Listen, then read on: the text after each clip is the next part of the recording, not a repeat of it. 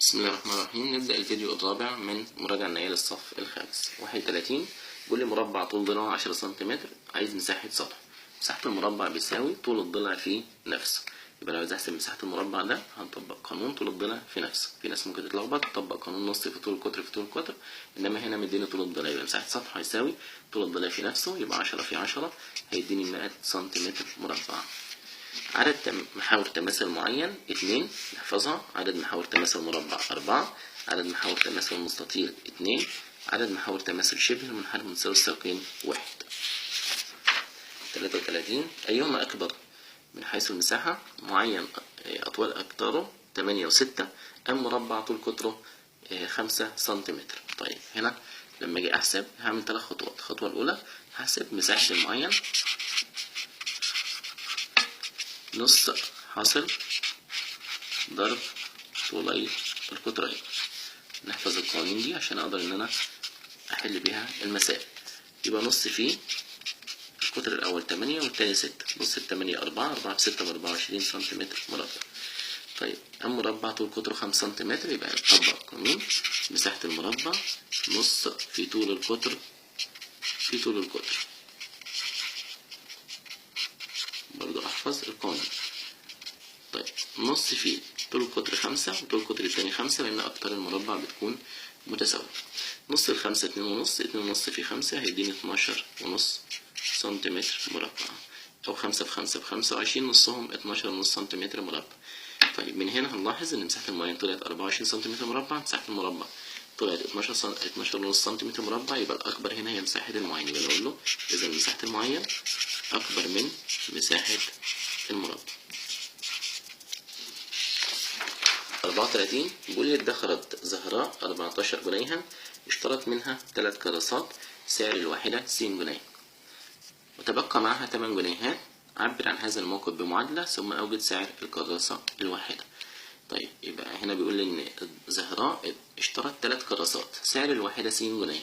يبقى لو عايزين نعرف إجمالي سعر ال3 كراسات مع بعض، يبقى كل كراسة بس. يبقى الكراسة الأولى تمنها س، التانية س، والتالتة س، يبقى كده 8 الكراسات معايا 3 س. طيب زهراء كان معاها 14 جنيه، لما دفعت ال 14 جنيه أو دفعت 8 الكراسات تبقى معاها 8 جنيهات. عايزين نعرف إيه المعادلة اللي تعبر عن هذا الموقف. يبقى أنا أقول له والله المبلغ اللي كان معاها 14، لو أنا طرحت منه 8 الكراسات اللي هو 3 س هيساوي اللي تبقى معاه اللي هو 8. بدي المعادلة بتاعتي. يبقى 14 ناقص 3 س يساوي 8. طيب أنا عايز أحسب هنا سعر الكراسة. سعر الكراسة هنا هو قيمة السين، يبقى عشان احسب سعر الكراسة هطلع قيمة السين. طب عشان اطلع قيمة السين يبقى انا هحل المعادلة اللي قدامي دي. طيب ازاي احل المعادلة دي؟ يبقى قلنا لو كانت السين هي اللي مطروحة يبقى سيب ال 14 زي ما هي وسيب علامة الناقص زي ما هي وبدل ال 3 س دي مع ال 8. دي اسهل طريقة ممكن ان احنا نطبقها عشان نقدر نطلع قيمة السين. يبقى ال 8 تيجي هنا وال 3 س تيجي هنا. واحل المعادلة بقى عادي. 14 ناقص 8 يديني 6 وهنا 3 س. بعد كده اقسم على 3، يبقى السين هنا هتساوي 6 نقسمها على 3، كده تطلع قيمة السين 6 على 3 ب2. يبقى هنا السين، يبقى هنا ثمن الكراسة 2 جنيه. عايز اتأكد من حلي، يبقى ال3 كراسات طالما الكراسة ب2 يبقى 6 جنيه.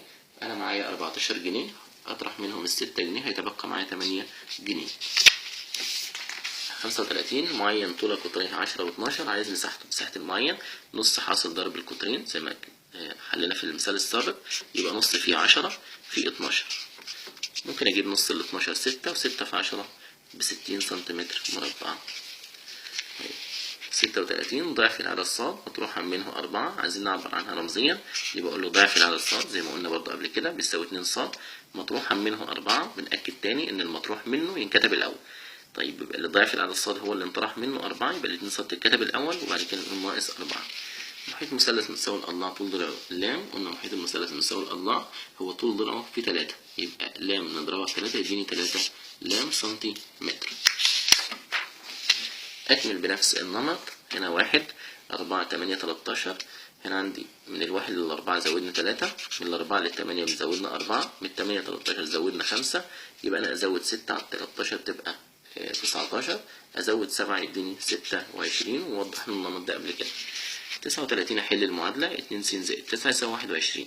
لما احل المعادله يبقى انا عايز قيمه الس دي عشان يبقى انا كده حليت المعادله. طب عشان اجيب قيمه الس يبقى انا عايز في الطرف الايمن يبقى الس بس لوحدها، يبقى لازم اتخلص من التسعة واتخلص من الاثنين. الاثنين مضروبه والتسعة مضافه، يبقى دايما العدد المضاف اتخلص منه الاول.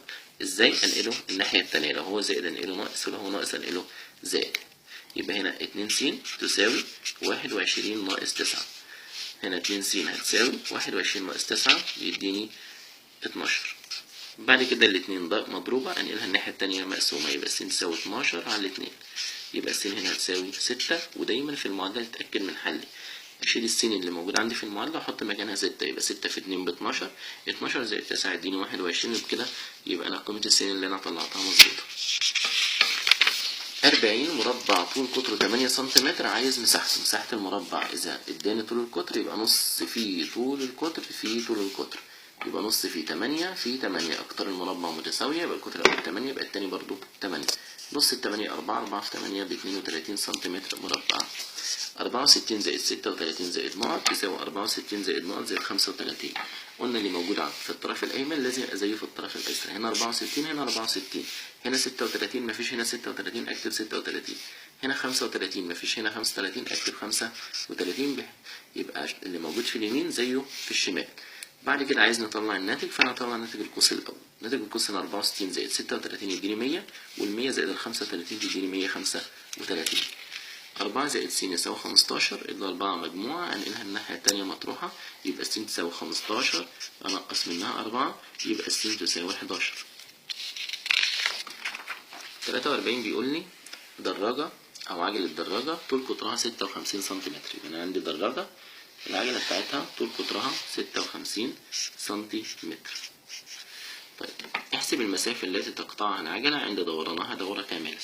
وضحناها في فيديو شرح الدائرة إن المسافة اللي هتقطعها العجلة إذا دارت دورة كاملة هي نفسها محيط العجلة بتاعة الدراجة. يبقى لو عايز أعرف المسافة اللي هتقطعها العجلة عند دورانها دورة كاملة، يبقى المسافة اللي هتقطعها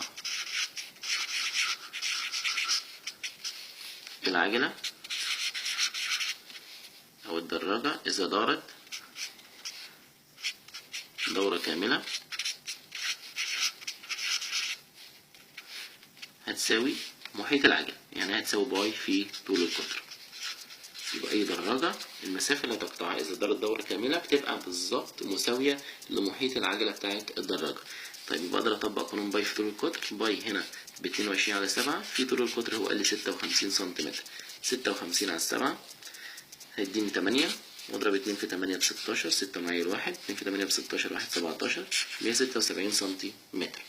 طيب بيقول لي هنا بقى طب لو اتحركت الدراجة ديت مسافة 352 متر يبقى هي دارت كام دورة؟